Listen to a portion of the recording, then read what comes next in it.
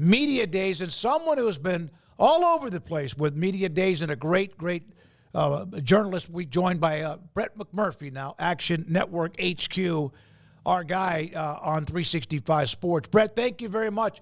What were your thoughts about what Jim Phillips and any kind of tone or how he handled the start of the ACC media days to kind of calm the waters, or at least keep anything from getting too much drama? Yeah, I mean, I give him credit. I mean,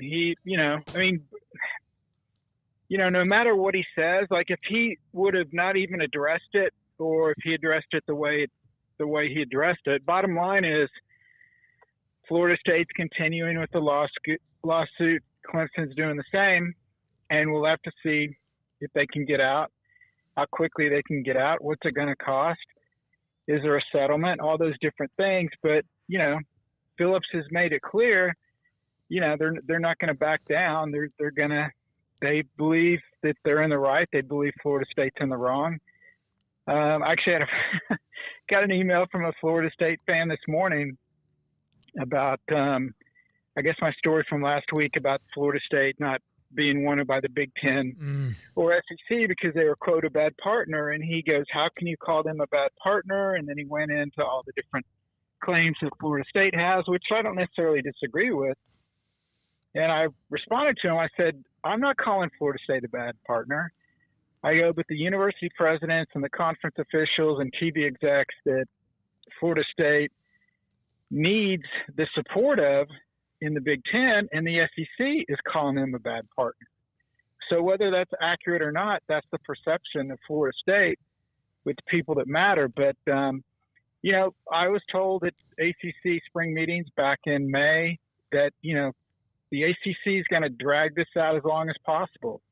Kind of like I may have mentioned to you before, kind of like Dean Smith's North Carolina offense, get in that four corners and stall. Because the last thing you want to do is give Florida State a number so then they can start working to get out. And obviously, depending on that number, will others follow suit.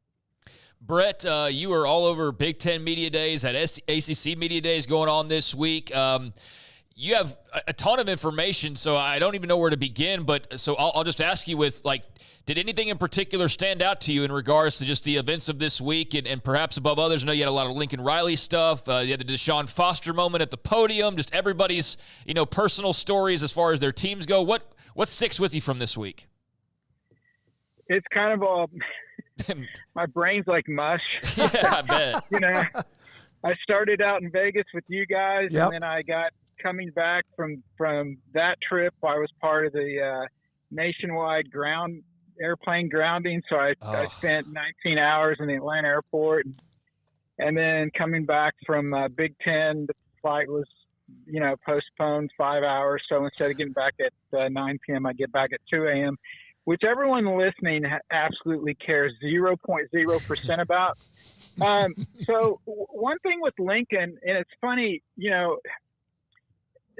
I know him pretty well, and and you guys know this. You kind of relate to people with how they treat you, and if they treat you well, you want to give them the benefit of the doubt. And if they're a jerk, then maybe you don't give them the benefit of the doubt. So I guess I'm kind of giving him the benefit of the doubt. But I just noticed on social media some of the stuff I tweeted on his quotes and his different things. Man, there was a lot of blowback. Yeah. Like he's using all these excuses and yada, yada, yada. The only time he really, he answered everything, evenly keel, laughed, made light of different things and had fun with it. The only exception is when he was asked about the comments from Joe Castiglione, and he basically said, I'm not going to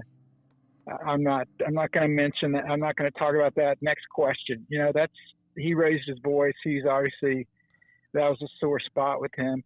But guys, the one thing that he mentioned, and I asked Dan Lanning about this next day. Lanning disagreed with what Lincoln said. It doesn't mean either one's right or wrong.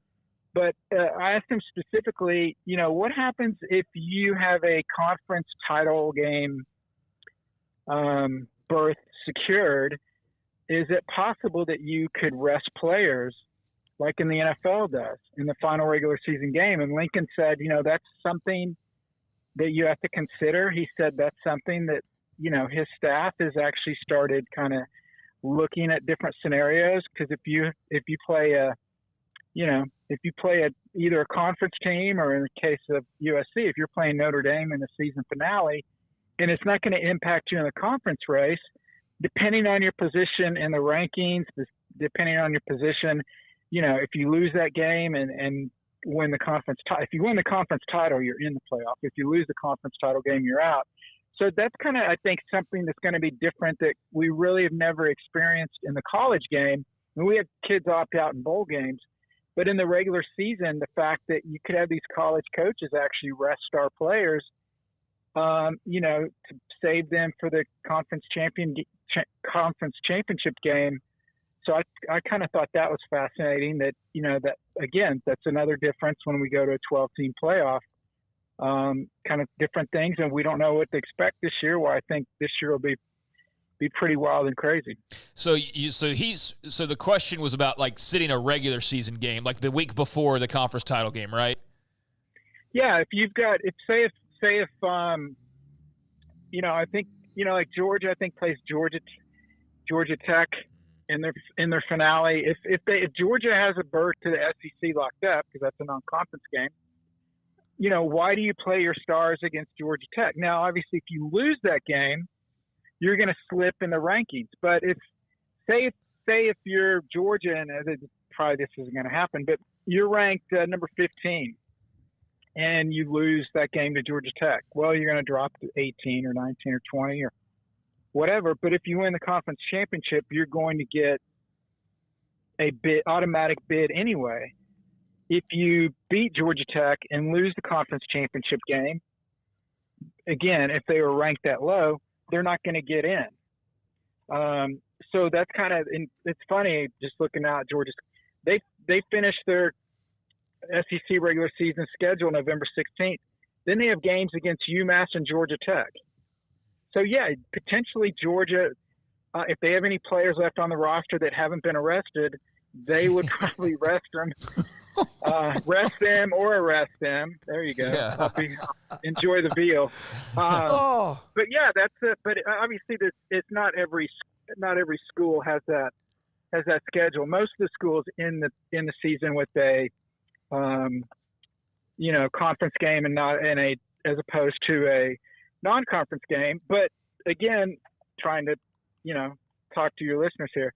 Mm-hmm. So, for instance, in the Big 12.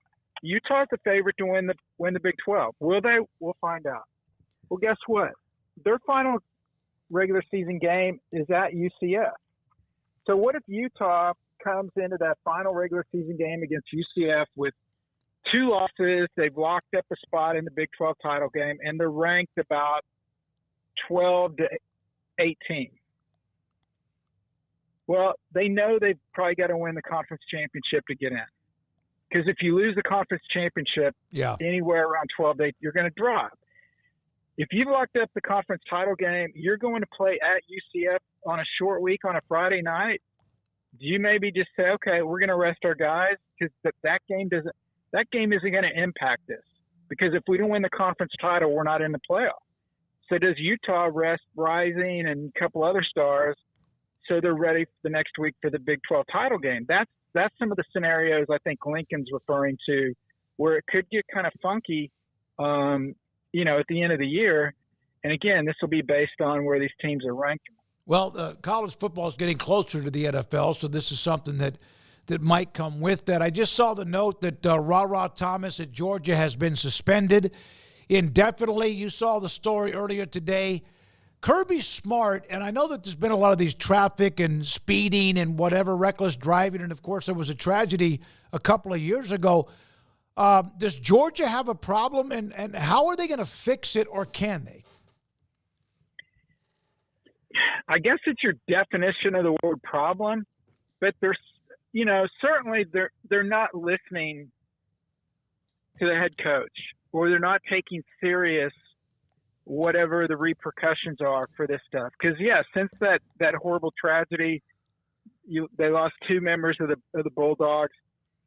They've had 24, not different players, but 24 traffic violations by Georgia players. And I don't know if all of them, but the majority of them are, ridiculous high speed,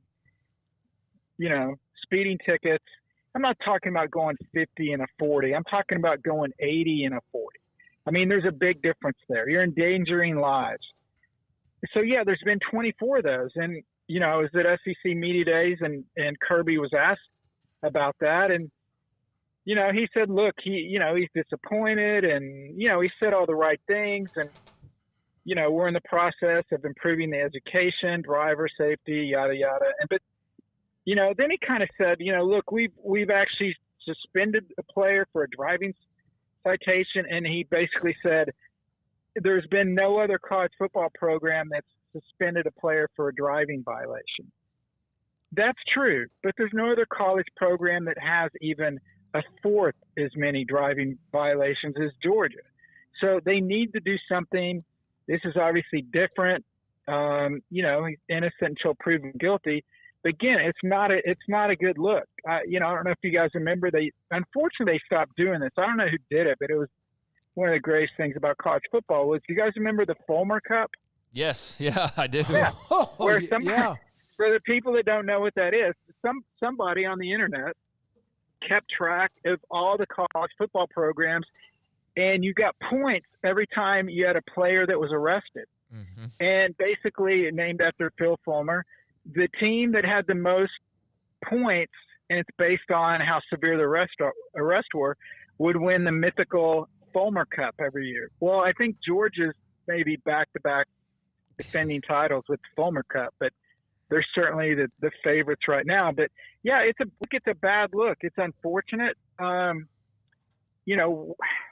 What's Georgia going to do? And the reality of it is, guys, if Georgia wins a national title, probably a lot of Georgia fans aren't going to care. And that's just being honest. That's how we are, today's world. No, you're absolutely right. Winning will take care of that, no problem, unless something else horrific happens, and you cross your fingers that won't be the case. But if it does, I don't think it will come as a surprise to anybody, unfortunately. So, Brett, you mentioned just kind of the whirlwind, and look, we got back from Vegas, and I was like, man, I'm glad we got turned down for SEC Media Days in a way, because I don't know if we had the energy, much less you. You went from Vegas to SEC to then this week and all the events there.